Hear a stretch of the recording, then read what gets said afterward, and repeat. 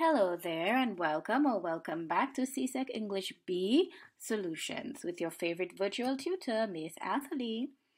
Today we will answer items 41 to 50 from the May-June 2018 paper 1. And this is a prose fiction section. Helpful tip again, read the passage at least 3 times. Read it twice, then read the questions. Read the passage again. This is from wise teachers everywhere. In this video, I will read the passage once. If you do not like being read to, you can pause the video and read it for yourself. Please read it again and again before you proceed to answer the questions with me. I will leave about 5 seconds for you to answer the question yourself, and then I will reveal the correct answer to you. So let's go.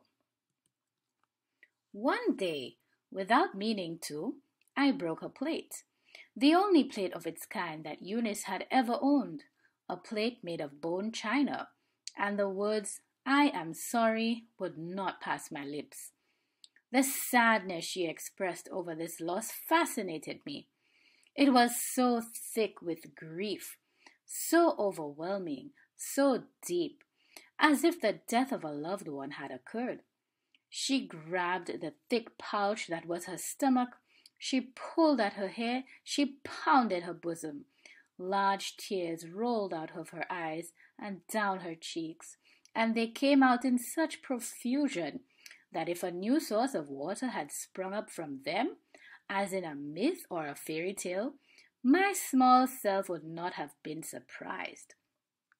I had been warned repeatedly by her not to touch this plate, for she had seen me look at it with obsessive curiosity.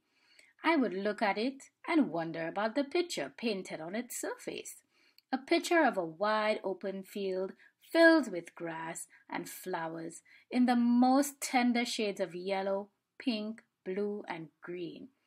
The sky had a sun in it that shone but did not burn bright. This picture was nothing but a field full of grass and flowers on a sunny day, but it had an atmosphere of secret abundance, happiness, and tranquility. Underneath it was written in gold letters the one word, heaven. When I broke the china plate on which this picture was painted and caused my Eunice to cry so, I did not immediately feel sorry. I did not feel sorry shortly after. I felt sorry only long afterward, but by then it was too late to tell her so. She had died. When I broke the plate and would not say that I was sorry, she cursed my dead mother. She cursed my father. She cursed me. The words she used were without meaning. I understood them, but they did not hurt me, for I did not love her, and she did not love me. She made me kneel down on her stone heap, with my hands raised high above my head and with a large stone in each hand. She meant to keep me in that position until I said the words, "I am sorry," but I would not say them. I could not say them. It was beyond my own will, those words that could not pass my lips. I stayed like that until she exhausted herself, cursing me and all whom I came from.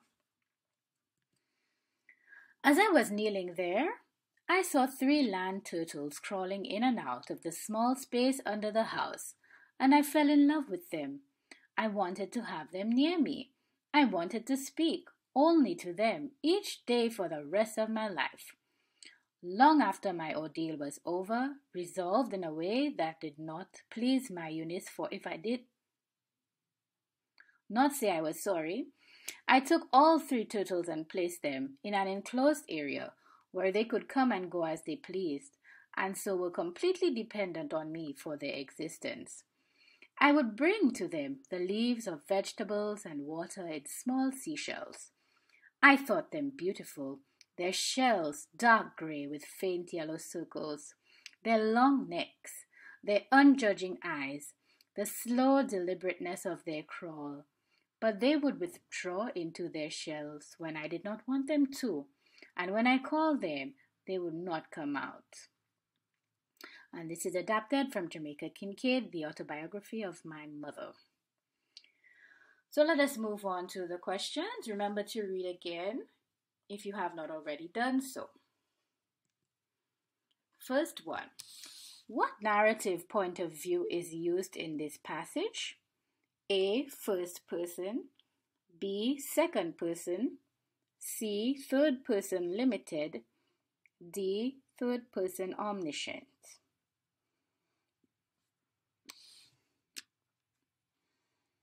That was an easy one. First person. Next. Which of the following characters is most likely the antagonist of the passage? A. The father. B. My Eunice. C. The mother. D. The narrator.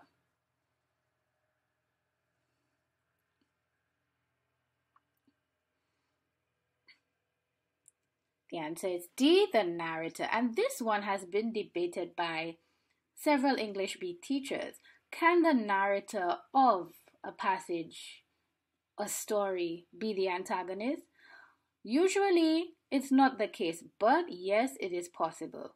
And when you analyze the girl's actions, she seems most likely to be the antagonist than my Eunice. But we can talk about it. Next, the image of the narrator as observant and detached is supported by the way he or she A.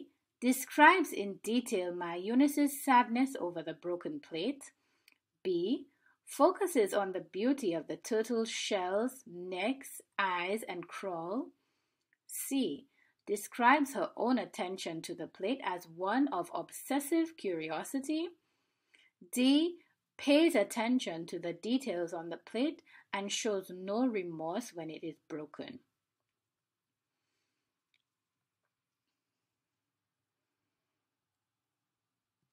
D. Pays attention to the details on the plate, that is observant, and shows no remorse when it is broken, detached. Next. The narrator in this extract is most likely A. Woman reflecting on her childhood. B. Biological daughter opposing her mother. C. Teenager who detests living with her relatives. D. Child abused and abandoned by her relatives.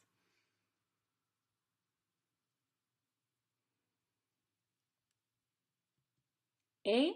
A woman reflecting on her childhood. Next. The narrator may be described as an anti-hero or heroine. Which of the following qualities support this description? 1. He or she is unkind. 2. He or she is unloving.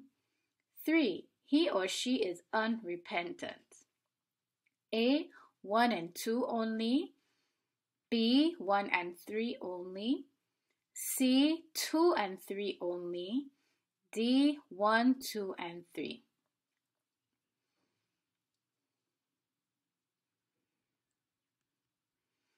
The answer is D. 1, 2, and 3.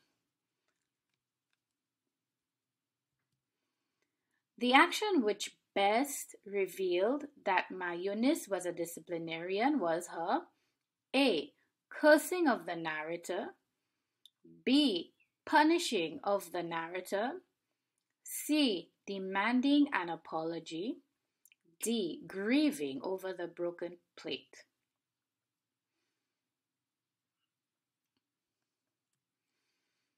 B. Punishing of the narrator. Next.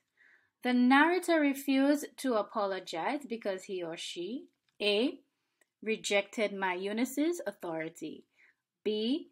Thought the punishment was extreme. C. Felt powerless before adults who punished him or her. D. Believed my Eunice should be punished for cursing him or her.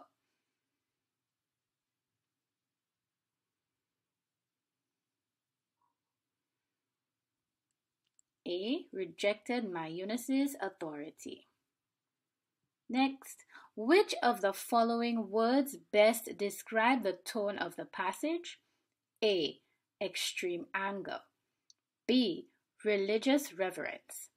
C, nostalgic aloofness. D, reflective resentment.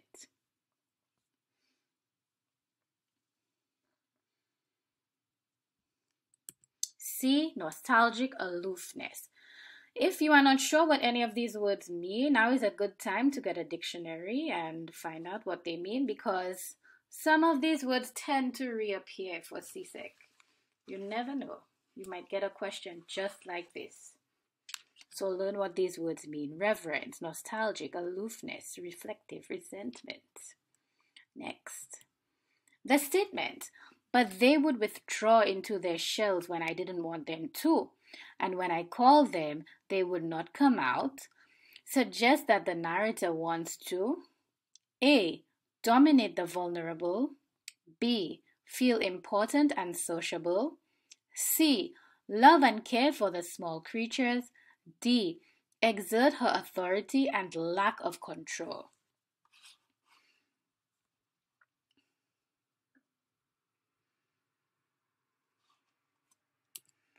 So we are going with A, dominate the vulnerable. The turtles in this case are vulnerable. Now, some people say that it should be D, exert her authority and lack of control. I would agree with this part about exerting her authority, but the word lack here, people don't usually exert a lack of control, right? You exert control. So I think this word here is a key word that tells us that this is not the correct answer. And the only other close answer is dominate the vulnerable. Okay, so let's move on to the next one. The expression unjudging eyes, I'm not sure why there's an asterisk where the line is supposed to be. I'm sorry about that.